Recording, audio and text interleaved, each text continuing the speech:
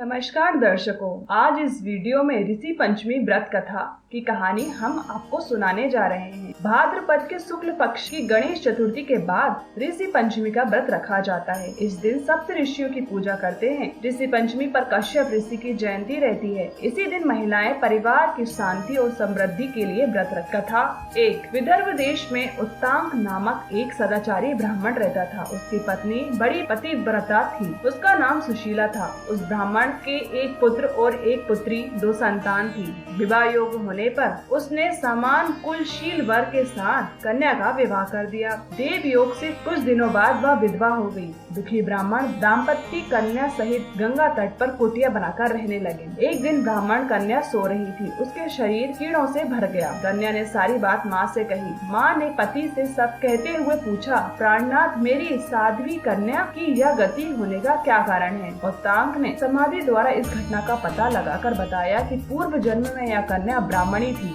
इसने रजस्वला होते ही बर्तन छू दिए थे। इसके जन्म में भी इसने लोगों को देखा देखी ऋषि पंचमी का व्रत नहीं किया, इसलिए इसके शरीर में कीड़े पड़े हैं। धर्म शास्त्रों की मान्यता है कि रजस्वला स्त्री पहले दिन चंडालिनी, दूसरे दिन ब्रह्मघातिनी तथा तीसरे दिन धोबिन के समान अपवित्र होती है। यह चौथे दिन स्नान करके शुद्ध होती है। यदि यह शुद्ध मन से अब भी ऋषि पंचमी का व्रत करे तो इसके सारे दुख दूर हो जाएंगे और अगले जन्म में अटल सौभाग्य प्राप्त करेगी। पिता की आज्ञा से पुत्री ने विधि पूर्वक ऋषि पंचमी का व्रत एवं पूजन किया। व्रत के प्रभाव से सारे दुख से मुक्ति हो गई और अगले जन्म में उसे अटल सौभाग्य सहित अक्षय सुखों का भोग मिला। ऋषि पंचमी की व्रत कथा 2। सतयुग में विदर्भ नगरी में शयनजित नामक राजा हुए थे। वह ऋषियों के समान थे। उन्हीं के राज में एक कृषक सुमित्र था। उसकी पत्नी जयश्री अत्यंत पतिव्रता थी। एक समय वर्षा ऋतु में जब उसकी पत्नी खेती के कामों में लगी हुई थी तो वह रजस्वला से हो गई। उसको रजस्वला होने का पता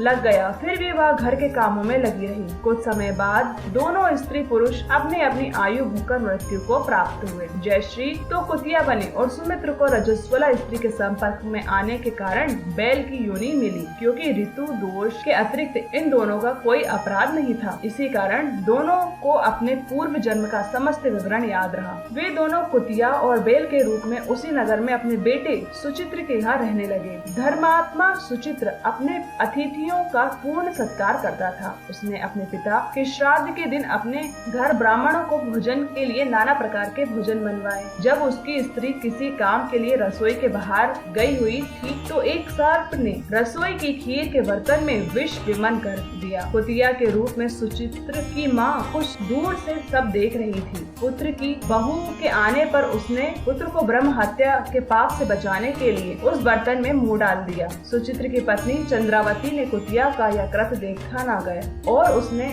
चूल्हे से जलती लकड़ी निकालकर कुतिया को मारा। बेचारी कुतिया मार खाकर इधर उधर भागने लगी। चौके में जो झूठन आदि बची रहती थी वह सब सुचित्र की बहू उस कुतिया को डाल देती थी, लेकिन क्रोध के कारण उसने वहाँ भी बाहर फेंकवा दी। सब खाने का सामान फेंकवा कर बर्तन साफ करके दोबारा खाना बनाकर ब्राह्मणों को खिलाया। रात्रि के समय भूख से व्याकुल होकर वह कुतिया बैल के रूप में रह रहे अपने पूर्व पति के पास जाकर बोली, हे स्वामी, आज तो मैं भूख से मरी जा रही हूँ। वैसे तो मेरा पुत्र मुझे रोज खाने को देता था, लेकिन आज मुझे कुछ नहीं मिला। सांप के विष वाले खीर के बर्तन को अनेक ब्रह्म हत्या के भय से छूकर उसे न खाने योग्य कर दिया था। इसी कारण उसकी बहू ने मुझे मारा और खाने को कुछ भी नहीं दिया। तब बैल बोला, हे भाद्रे, तेरे पापों के कारण तो मैं भी इस योनि में आ पड़ा हूँ। आज बोझा ढोते ढोते मेरी कमर टूट गई है। आज मैं भी खेत में दिन भर हल जुता रहा हूँ। मेरे पुत्र ने आज मुझे भी